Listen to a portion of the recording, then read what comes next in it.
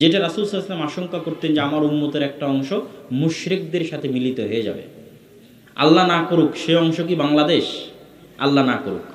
কেননা বাংলাদেশ হচ্ছে পৃথিবীতে বর্তমানে যারা মূর্তি পূজা করে তাদের পাশে অবস্থান করে, এবং বাংলাদেশের সমাজ এবং সংস্কৃতিতে মূর্তি পূজকদের এবং মুশরিকদের সমাজ এবং সংস্কৃতির ব্যাপক প্রভাব আছে। বিবাহের অনুষ্ঠান থেকে শুরু করে সকল জায়গাতে সব কি সংস্কৃতি? হিন্দুয়ানি সংস্কৃতি। যাক, আমরা আমাদের আলোচনায় ফিরে আসি। তাওহীদ কয় প্রকার? 3 প্রকার। 1, রব হিসেবে আল্লাহকে এক এবং অদ্বিতীয় মানা। 2, ইলাহ হিসেবে আল্লাহকে এক এবং অদ্বিতীয় মানা। আর এই দাওয়াতই ছিল সকল নবী এবং রাসূলের। সকল নবী এবং রাসূল লা রাব্বা ইল্লাল্লাহ এটা বলেনি, কি বলেছে? লা ইলাহা ইল্লাল্লাহ।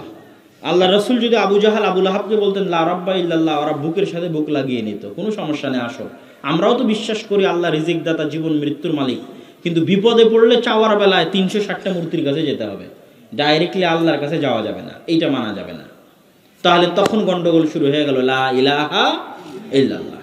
আল্লাহ রাসূল বলছিলেন যে ঠিক আছে, তোমরা রব হিসেবে যেহেতু আল্লাহকে মানো, মূর্তি রেখে লাভ কি? বিপদে পড়লে সরাসরি কার কাছে চাইবা? আল্লাহর কাছে চাইবা। এই সামান্য কথাটি মতভেদ। দেখেন আমরা আজ 1400 বছর পর ওই একই শিরকের মধ্যে হাবুডুবু খাচ্ছি।